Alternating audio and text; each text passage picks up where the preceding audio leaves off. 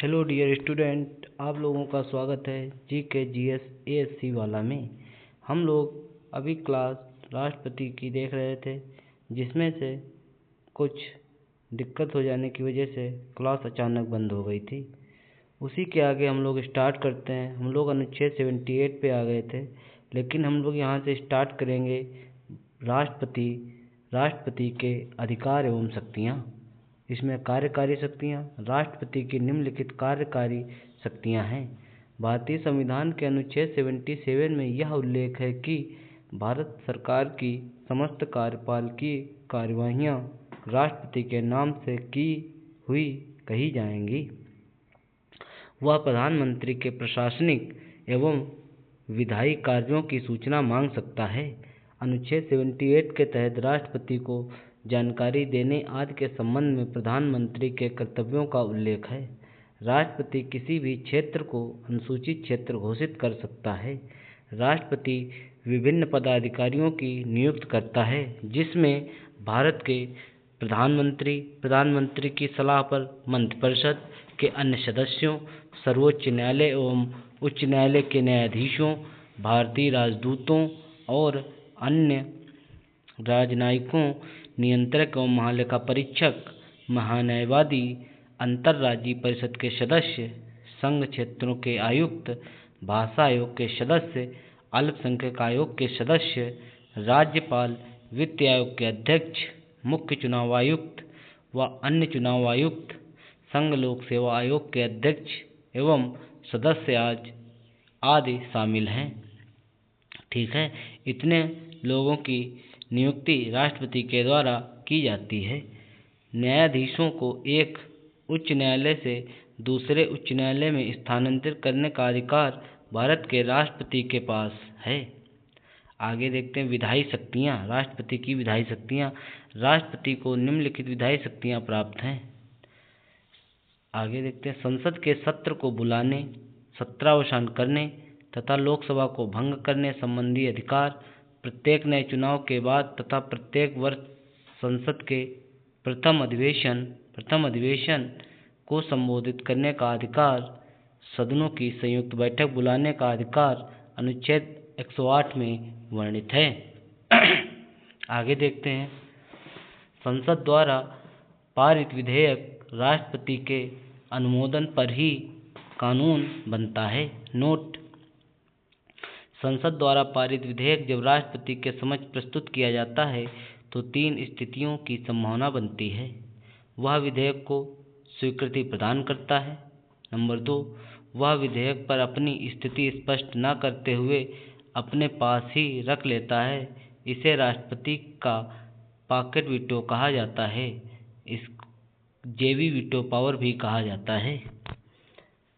Number 3, वह विधेयक जो धन विधेयक न होने पर पुनर्विचार के लिए संसद को लौटा देता है।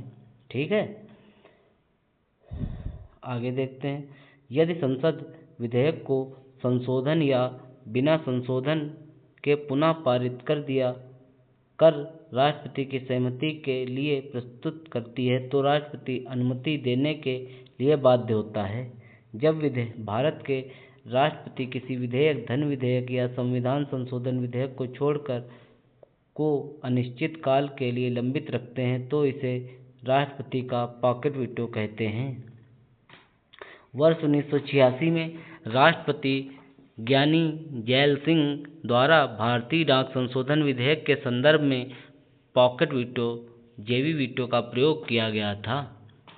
नए राज्य के निर्माण, सीमा परिवर्तन आदि से संबंधित विधेयक, धन विधेयक, संचित निधि से व्यय से संबंधित विधेयक आदि राष्ट्रपति की पूर्व अनुमति से ही सदन में पेश किए जाते हैं। राष्ट्रपति धन विधेयक को पुनर्विचार हेतु नहीं लौटा सकता। राष्ट्रपति कला, विज्ञान, साहित्य, समाज सेवा में विशेष अनुभव एवं ज्ञान रखने वाले व्यक्तियों में से 12 सदस्यों को राज्यसभा में मनोनीत करता है। अध्यादेश की शक्ति। अनुच्छेद 123 के अंतर्गत राष्ट्रपति को अधिकार है कि वह अध्यादेश जारी कर सकता है। राष्ट्रपति को अध्यादेश जारी करने की शक्ति तभी होती है जब दोनों या दोनों में से किसी एक सदन का सत्रावसान हो गया है या वह अन्यथा सत्र में नहीं है और इसलिए संसद द्वारा विधि अधिनियमित करना संभव नहीं है। इसका प्रभाव भी संसद द्वारा निर्मित कानून की तरह होता है। यह अध्यादेश संसद के सत्र के पुनः शुरू होने के 6 सप्ताह के भीतर संसद द्वारा अनुमोदित होना आवश्यक है। अध्यादेश को किसी भी समय राष्ट्रपति द्वारा वापस लिया जा सकता है। क्षमादान की शक्ति। अनुच्छेद 72 के तहत राष्ट्रपति को किसी व्यक्ति के दंड को क्षमा करने, दंड कम करने, दंड के परिहार व विराम का न्यायिक अधिकार प्राप्त है। राष्ट्रपति द्वारा क्षमादान याचिका रद्द करने पर वही याचिका दूसरी बार नहीं दाखिल की जा सकती। सैन्य अधिकार। राष्ट्रपति तीनों सेनाओं थल सेना, वायुसेना, नौसेना का सर्वोच्च कमांडर होता है। वह थल सेना, वायुसेना और तथा नौसेना के प्रमुखों की नियुक्ति करता है। कूटनीतिक शक्ति। अंतर्राष्ट्रीय संधि एवं समझौते राष्ट्रपति के नाम से किए जाते हैं। राष्ट्रपति भारत में विदेशी राजदूतों की नियुक्ति का अनुमोदन करता है। आगे देख लेते हैं। आपातकालीन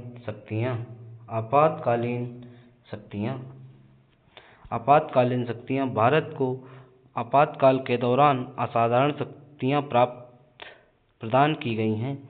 भारतीय संविधान के भाग 18 में अनुच्छेद 352 से 360 तक आपातकाल से संबंधित प्रावधान उल्लिखित हैं। राष्ट्रपति को 3 प्रकार के आपात घोषित करने के अधिकार हैं। नंबर 1, राष्ट्रीय आपात, युद्ध या बाह्य आक्रमण या सशस्त्र विद्रोह की स्थिति में, अनुच्छेद 352। नंबर 2, राष्ट्रपति शासन, राज्यों में संवैधानिक तंत्र के विफल होने की स्थिति में, अनुच्छेद 256। नंबर 3, वित्तीय आपात की स्थिति में, अनुच्छेद 360। आपातकाल की उद्घोषणा लागू होने के दौरान लोकसभा के कार्यकाल को एक बार में 1 वर्ष से अनधिक अवधि के लिए बढ़ाया जा सकता है। आगे देखते हैं।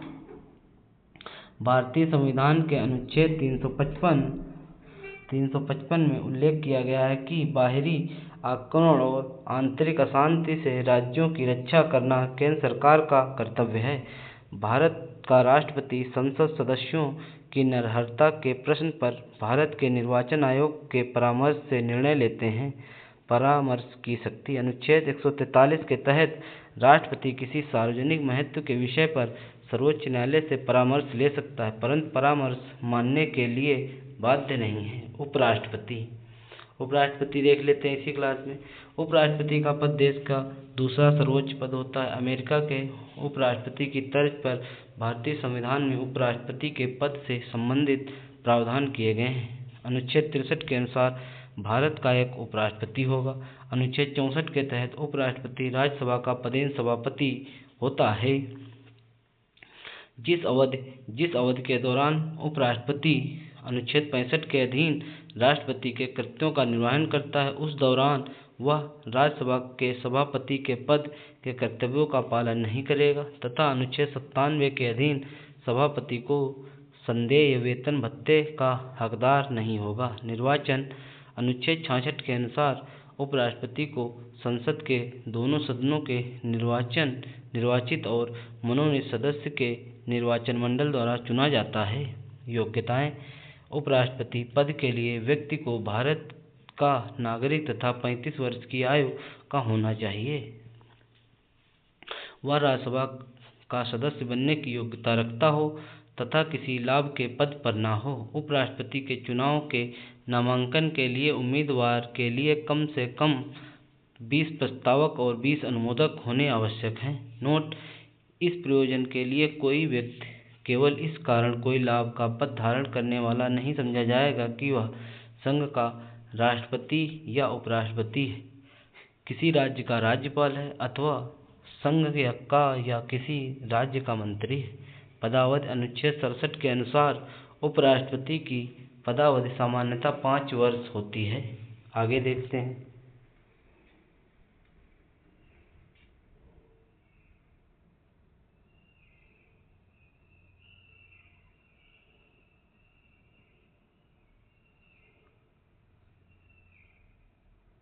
थोड़ा रुकेंगे आप लोग।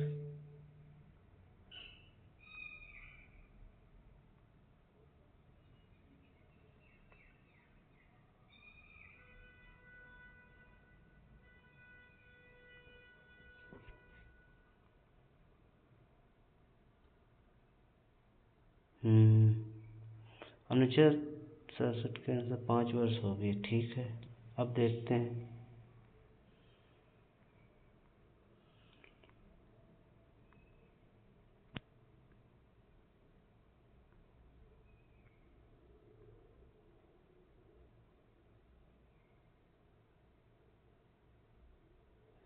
इसके पूर्व भी वह किसी भी समय अपना त्याग पत्र राष्ट्रपति को दे सकता है। उपराष्ट्रपति को राज्यसभा के तत्कालीन कुल सदस्यों के बहुमत द्वारा संकल्प पारित कर हटाया जा सकता है। इसके लिए लोकसभा की सहमति आवश्यक है। इसके लिए 14 दिन पूर्व में लिखित सूचना देनी अनिवार्य है। शपथ अनुच्छेद 69 के अनुसार उपराष्ट्रपति को उसके पद की शपथ राष्ट्रपति अथवा राष्ट्रपति द्वारा नियुक्त व्यक्ति द्वारा दिलाई जाती है। वेतन उपराष्ट्रपति को राज्यसभा के सभापति का वेतन तथा भत्ता प्रदान किया जाता है। राज्यसभा के सभापति का वेतन वर्तमान में 4 लाख रुपए प्रतिमाह है। जिस अवधि के दौरान उपराष्ट्रपति राष्ट्रपति के रूप में कार्य करता है, उस दौरान वह राज्यसभा के सभापति को दिए जाने वाले वेतन या भत्ते का हकदार नहीं होगा। उस दौरान उसे राष्ट्रपति का वेतन प्राप्त होगा। शक्तियाँ एवं कार्य उपराष्ट्रपति राज्यसभा का पदेन सभापति होता है। अनुच्छेद 64 एवं 89। उपराष्ट्रपति राज्यसभा का सदस्य नहीं होता है।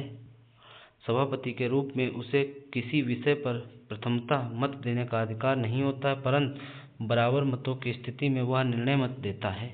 जब राष्ट्रपति का पद उसके त्यागपत्र, निष्कासन, मृत्यु तथा अन्य कारणों से खाली होता है, तो उपराष्ट्रपति कार्यवाहक राष्ट्रपति के रूप में कार्य करता है। भारत के राष्ट्रपति और उनका कार्यकाल। डॉक्टर एस राधाकृष्णन 1952 से 1962। क्रमानुसार प्रथम कार्यकाल 1952 से 57 एवं द्वितीय कार्यकाल 57 से 62। ये प्रथम थे। इस समय 14 नंबर के हैं जगदीप धनखड़, 11 अगस्त 2022 से अब तक। इस समय 15 नंबर के उपराष्ट्रपति हैं, उनका नाम इस समय याद नहीं है, बता देंगे अगली क्लास में। देखते हैं। कार्यवाहक राष्ट्रपति के रूप में वह अधिकतम 6 महीने की अवधि तक कार्य कर सकता है। इस अवधि में नए राष्ट्रपति का चुनाव आवश्यक है। जब वह कार्यवाहक राष्ट्रपति होगा तो उस दौरान राज्यसभा के सभापति के रूप में कार्य नहीं कर सकता। आगे देखते हैं।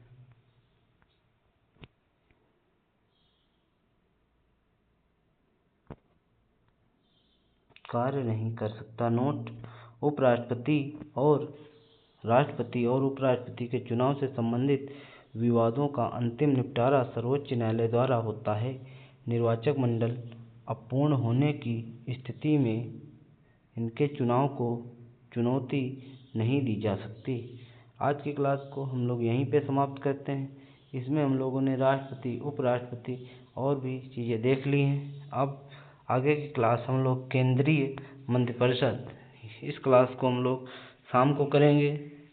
आप लोग चैनल को ज़्यादा से ज़्यादा सब्सक्राइब करें, वीडियो को लाइक करें और वीडियो को शेयर भी करें, जिससे और भी लोग इस क्लास का लाभ ले सकें। मिलते हैं नेक्स्ट पार्ट में जल्दी। Thank you.